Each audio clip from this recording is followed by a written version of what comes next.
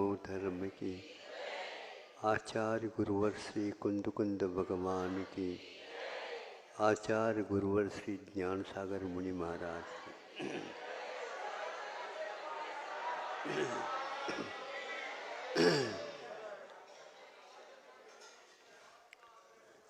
जैन धर्म और उसकी विशेषताएं और उसकी उदारताएं, उसकी संकीर्ण बुद्धि का एक प्रकार से त्याग कहो दो, जनांजलि कहो दो, यह अपेक्षित है। प्रत्येक क्षेत्र में रिवाज चलती हैं, परंपराएं चलती हैं, कैसी भी चलती हो, फिर भी उस बीच में आचार संहिता की मुख्यता को लेकर के उसमें श्रमण और श्राविकाओं का समावेश करते हुए उनकी चर्या का हम थोड़े से विशेष स्थलों के माध्यम से विचार करें। श्रावक अपने 12 व्रतों के साथ चलता, मान लो संक्षेप से। उसकी श्रेणियां हैं, 11 तक प्रतिमाओं के माध्यम से जाता है। श्रवण की भी अपना योग है, तो वह महावृत्ति होने के नाते अपना गुणों के साथ साधन चलता रहता उसका। अब देखो, श्रावक होते हुए भी उसकी विशुद्धि आदि को लेकर के थोड़ा सा हम समझ लें, वह क्षायक समय दृष्टि।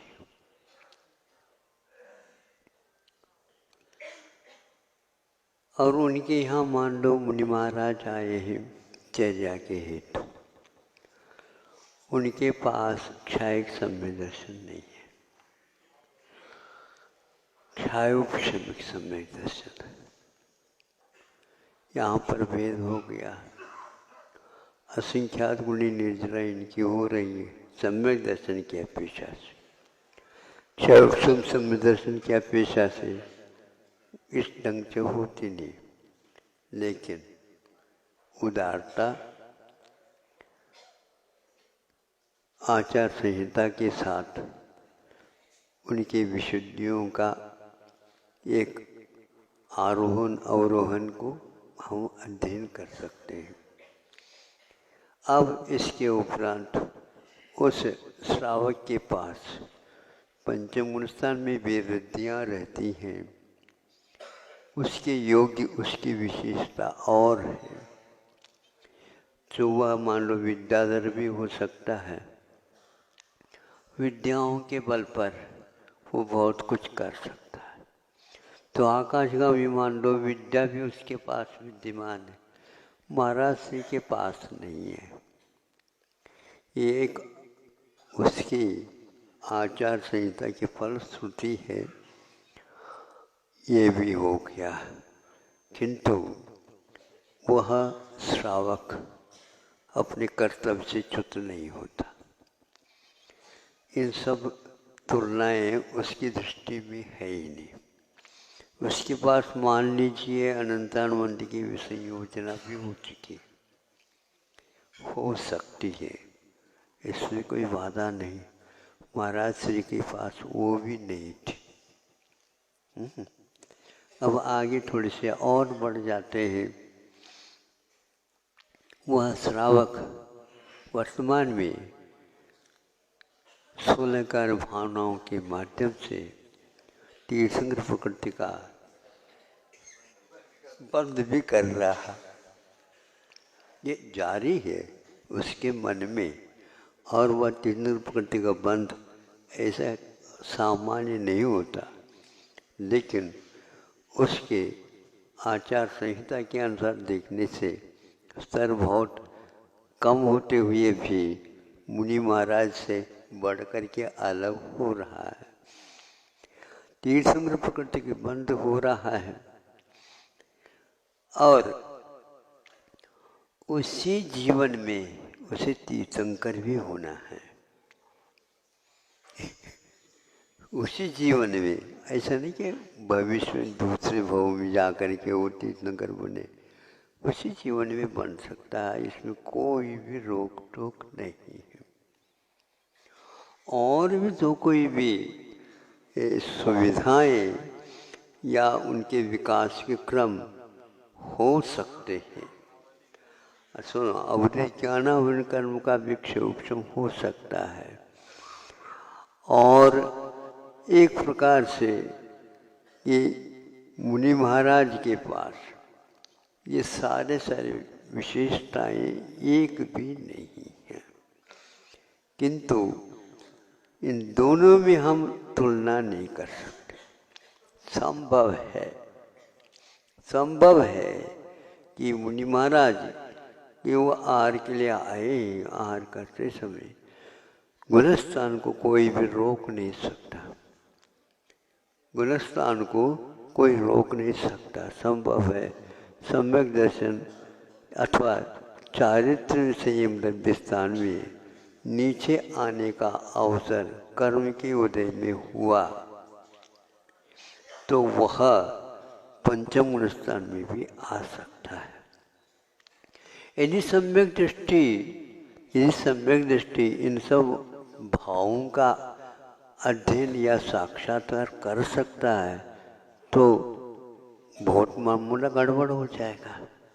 और इनके पास तो पंचम गुण स्थान सुनते पंचम गुण स्थान से चतुर्थ गुण स्थान हो गया मुनि महाराज का। अब पंचम गुण स्थान वर्ती इच्छा एक सम्यक दृष्टि श्रावक हो करके तीर्थंकर प्रकृति का बंध भी कर रहा है। ये सब होते हुए यदि गुण स्थान का बोध होता है उसको, संभव नहीं, होता ही नहीं, और हो भी जाए तो भी वह अतिथि संभाग वृत्त को निर्दोष पालन कर रहा है और वह आहार दे रहा है, कहीं अंतराय न हो जाए इस प्रकार का वह सजग होकर के विचार कर रहा है। बहुत कठिनाई से हमें इस प्रकार के पात्र की उपलब्धि हुई है और इसके माध्यम से मेरा कल्याण होगा, इसमें कोई संदेह नहीं है। और इस सब को देखते हुए मुनि महाराज की ओर देखते हैं तो ककहारा जैसे लग रहे हैं, लेकिन कुछ समय के उपरांत वहीं पर पंच आश्चर्य होते हैं। ये क्यों कब छोड़े, जितना बन सके कराइए। अन्य किसी भी घर के ऊपर ये पंच आचार्य वृष्टि नहीं हुई और उस श्राव घर के ऊपर आंगन में सब देख रहे हैं, ऐसे जैसे उपल वृष्टि बोलते हैं ना, उस प्रकार यहाँ पर रत्नों की वृष्टि हो रही है। फिर भी वह इस सभी कुछ देखते हुए भी अभिमान की ओर नहीं जाता। यह श्रद्धान की विशेषता है और वह दीनहीन भी नहीं होता। ये सब कुछ परिणामों में संभव है। महाराज भी चतुर्थ गुण स्थान में आने के उपरांत भी संभव है, नीचे ले जाना ठीक नहीं, लेकिन वह परिणाम की अपेक्षा से थर्मामीटर को हम देखते हैं। ऐसा कोई निकाचित कर्म उदय में आ जाए तो निचले गुण से, क्योंकि क्षय समय दर्शन था, वह वृद्धों के हाथ में ली हुई लटिया की भांति यूं यूं कर रहा है, छोड़ नहीं रहा है, लेकिन छूटने में अब देरी भी नहीं है। ऐसी स्थिति उनके सूक्ष्म सम्यक दर्शन की है। आगम के आधार में बोल रहा हूं। हाँ, अब भीतर से देखते हैं इनका पंचम गुण स्थान अभी प्रत्याख्यान के उदय में उसे असंयम औदिक भाव चल रहा है। इस प्रकार लटिया में अटका हुआ हाथ उनका छठा सातवां कुछ समय के लिए नीचे आया, पुनः ऊपर बढ़ गया। छठा सातवां हो रहा है, निर्दोष चर्या चल रही है। ये भी हो सकता, अथवा मान लो वह साधु जघन्य लब्धि स्थान को लेकर के चल रहा है, और 5 प्रकार के मुनियों में से वह मान हो सकता कि पुलाक भी हो सकता। मतलब ये तुलनात्मक करने से आगम के आधार से फिर भी उन मुनि महाराज का भी विशेष भाव होने के कारण वह वृष्टि देवों ने आकर के तांडव नृत्य किया आदि आदि जोड़ने से हमें ऐसा लगता है कि जैनाचार्यों की दृष्टि में जैन धर्म कितनी विशालता होना चाहिए, इन सब बिंदुओं के अध्ययन से हो सकता है, होता है। दोनों के इस प्रकार आरोहण अवरोहण के क्रम चलते हुए भी कोई किसी प्रकार की वर्तमान भूमिका में कमी नहीं है। इसलिए समझना चाहिए चतुर्थ काल की हम प्रतीक्षा करें, अब वर्तमान में तो कुछ होता नहीं है, समय दर्शन एक मात्र से ही सब कुछ हो जाएगा, ऐसे कहने वालों के लिए व्याचार्य कहते हैं तुम बहुत संकीर्ण दृष्टि के धारक हो। सम्यक दर्शनादि परिणाम चूंकि यह कर्माश्रित कर्म के उदय क्षय क्षोषम के ऊपर आधारित है, और एक यदि सम्यक दर्शन की बात करते हो तो वह पारिणामिक भाव के ऊपर आधारित हो सकता होता है। किसी भी क्षय संविदृष्टि को यह नहीं कहा गया कि वह स्वयं के गुणस्थान का निर्धारण कर लेता है, बल्कि यहाँ तक कहना चाहिए कौन भव्य कौन अभव्य कौन मिथ्यादृष्टि कौन संविदृष्टि, इन सब का तालमेल आप लोगों के क्षयोक्षम के ऊपर आधारित नहीं है। इसलिए आम है, आम का पेड़ है, छाया है, आम लगे हुए भी हैं और बहुत ऊपर लगे हैं, पक भी रहे हैं, सब कुछ है, और हमें भूख भी लगी है, तो सब राहगीर सोचता यहाँ पर बैठ तो जाओ, बहुत दूर से आए, थक करके आए, गर्मी में आए, और बैठा नहीं, ऊपर से कुछ थोड़ी सी हवा के झोंके आने से वहाँ ऊपर से आम गिर गया। वह पत्थर मारा नहीं, किंतु आम गिर गया। और सरकारी ही सरहद में मान लो आम का पेड़ है तो कोई लेने में संकोच भी नहीं करेगा। अब इसके अनुसार देखते हैं, परिणाम अलग वस्तु होती है, अध्ययन अलग वस्तु होती है। महाराज ये बहुत होशियार है, बहुत अच्छा है, आशीर्वाद दे दो महाराज, समानदार सब कुछ है, लेकिन वह भीतर परिणाम कैसा रखता है। हाँ, परीक्षा में भेजा, हाँ महाराज बिल्कुल। अब यदि मान लो उसके मन में सब बातें सुन करके गर्व आ गया, अभिमान आ गया, हमें परीक्षा देना ही नहीं, ऐसा निर्णय लेता है, तो क्या करेंगे? क्यों नहीं देना? कि हमें सबसे ज़्यादा नंबर लेना है, इस वर्ष न दे करके अगले वर्ष दे दे। क्या हुआ? ये लोग कह रहे हैं कि बहुत अच्छा होशियार है, और वह अपने परिणामों को संभाल रहा है। यह अपने आप निर्णय लेने से ऐसे धोखाधड़ी भी हो सकती। उसी भाव में जो तीर्थंकर बनने वाला है वह भी ये नहीं सोच रहा है, शायद सम्यक दृष्टि है, ज्ञान भी मान लो शुद्ध का 11 अंक तक तो कोई निषेध कर ही नहीं सकता।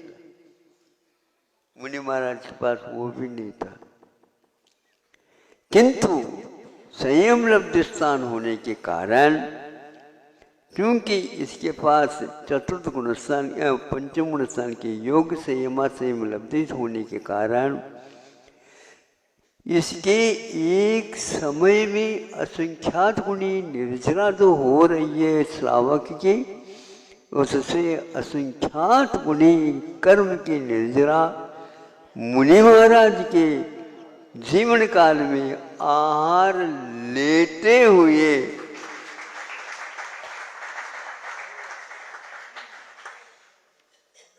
ये अल्प बहुत परिणामों का बड़ा महत्वपूर्ण लगता है। कैसा लगता बताओ? हम हर बात में तोल करके निकलना चाहते हैं, बनिया वृत्ति है। ये उदारता रखो आप तो सारे के सारे श्रावक मंडली असंख्यात हो सकते हैं। मनुष्यों की अपेक्षा से तो नहीं होंगे, लेकिन तिर्यंच भी पंचम गुण स्थानवर्ती हो सकते हैं। सदूर अंतिम भूमि और समुद्र में असंख्यात है, और जलचर भी है उसमें, जलचर भी है उसमें, और नभश्चर भी है उसमें, सब कुछ है। उनको भी लेकर के सभी की कर्म निर्जरा की यदि अल्प बहुत घटित कर लिया जाए और उनके जीवन पर्यंत के और इनके केवल एक समय के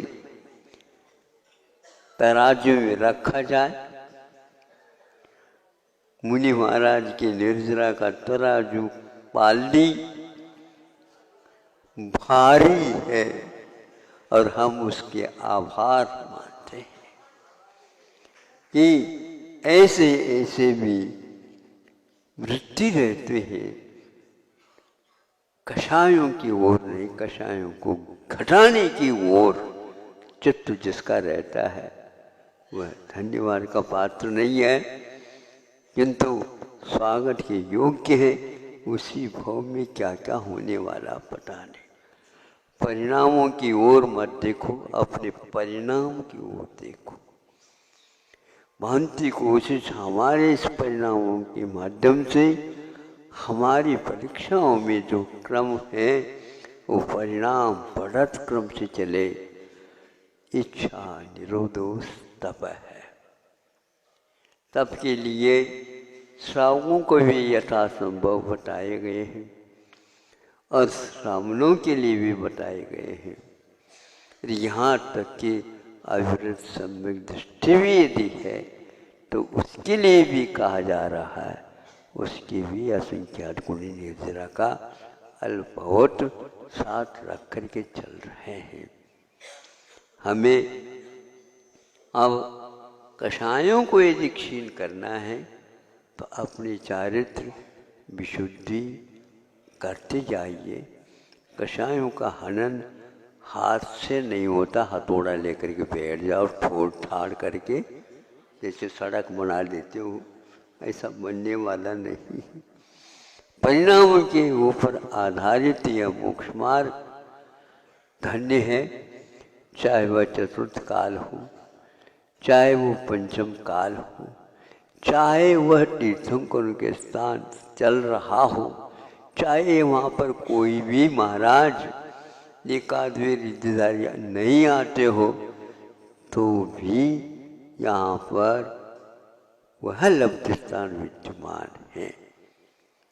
इस प्रकार आचार्य कुंदकुंद देव ने अष्टपाउड़ में कहते हुए कहा है कि चतुर्थकालीन मुनि महाराज और एक हुंडा सर्पणी के पंचम कालीन मुनि महाराज है, वो दीर्घ संगन वाले हैं, वो आगम के भी बहुत पहुँचे हुए ज्ञाता है, गहराई के साथ सब कुछ है, किंतु उससे भी बढ़ कर के असंख्य श्रुत भी उनका लंबा चौड़ा है, फिर भी उससे भी बढ़ कर के असंख्यात गुणी निर्जरा अंतम मुहूर्त के द्वारा पंचम काल के मुनि महाराज की हो सकती है, क्योंकि सुविधा उनके लिए कुछ भी नहीं दिया गया है। बिना सुविधा भी हीन संगन के साथ भी उन्होंने, एक मुनि महाराज ने जो ग्रंथ लिखा उसमें लिखते हैं कि पंचम काल में होने वाले मुनि महाराज की असंख्यात गुण निर्जरा इसलिए है जिनके लिए कोई सुविधा नहीं है। सुन रहा है हो? रो नहीं, हाँ, किंतु उत्साहित होकर के अपने परिणामों को सुधारने की आवश्यकता है। मात्र आपके पास सामग्री बाहरी है इसलिए हम बहुत आगे के हैं, ऐसा नहीं। आगे के सोचने वाला, इस ढंग सोचने वाला वो आगे नहीं, किंतु बहुत पीछे है, क्योंकि आगे जो होता है वह परिणामों के माध्यम से होता है। इतना ही पर्याप्त है। ज़्यादा गरिष्ठ हो जाए तो भी अच्छा नहीं, पचाना भी है, बचे नहीं, विशुद्धि क्रम बढ़ता चला जाए, ये तो निश्चित है। उसी ओर जा रहे हैं, एक निश्चय कम होते हुए। हम बैठे नहीं, हम चल रहे हैं, मोक्ष मार्ग पर चल रहे हैं। ये कम है क्या? रोते क्यों करो? महाराज मत कहो, अब करने योग्य कार्य तो करते जाओ, उसमें कमी क्या होता? आगे का कदम उठ नहीं पा रहा है तो मत उठाओ, लेकिन आप चल रहे हैं मोक्ष मार्ग। कभी कभी असंख्यात गुण निर्जरा बढ़त क्रम से न हो करके घटत क्रम से होते, लेकिन निर्जरा तो निर्जरा होती है। असंख्यात के भी असंख्यात भेद होते हैं, इसलिए उपशम सम्य दर्शन आदि के साथ तो करण लब्धि के स्थान होने के कारण असंख्यात गुण निर्जरा प्राय करके घटित करते हैं, लेकिन सामान्य सम्य दर्शन के साथ भी उन्होंने विशेष यदि नमोकार मंत्र इत्यादि की आराधना करता है, उसकी भी असंख्यात गुण निर्जरा होती है। वर्तमान समय में बंद की विवक्षा को लेकर के उससे कई गुना हो जाती है। इसलिए तमाम बोयन, पोयान, पच्छायन, गमन आदि स्वाध्याय में जो नमोकार मंत्र का स्मरणादि कार्य, यह सभी हम लोगों के लिए निष्पादित हो सकते हैं और इसके द्वारा बन संपई बंदादो संखेज गुण गुणसेडी कम निजरा कारगो नमस्कारो का। ये नमस्कार मंत्र पंच परमेष्टि का यह मंत्र असंख्यात गुणी कर्म की निर्जरा करने की क्षमता रखता है। वो आता नहीं आपको? हाँ महाराज हमें तो आता है लेकिन दूसरा मंत्र देव ऐसे क्यों कहते हो? महामंत्र है, उसकी आराधना करो। पंच परमे ने क्या बोलते स्वामी महाराज ने, नहीं वो नहीं, वो तो है ही, लेकिन वो कहते हैं पंच गुरु चरण शरणो दार्शनिक तत्व।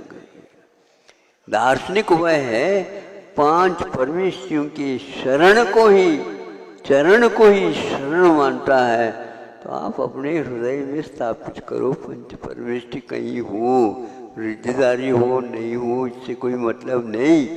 ये मणियार्डर से भी कुंद कुंद के लिए सुनते ही आशीर्वाद आता था। कथा लिखी हुई है, उसी के आधार पर बोल रहा हूँ। इसलिए हमें तो पंच परमेष्टि की आराधना का अवसर मिला है, ये भी अहो भाग्य है। बोलते ना अहो भाग्य अर्जित करना है, सौभाग्य नहीं, अहो भाग्य। सभी विशेषणों से अहो भाग्य उत्तम माना जाता है। संख्या क्यों लगाते हो? सौभाग्य, सौभाग्य,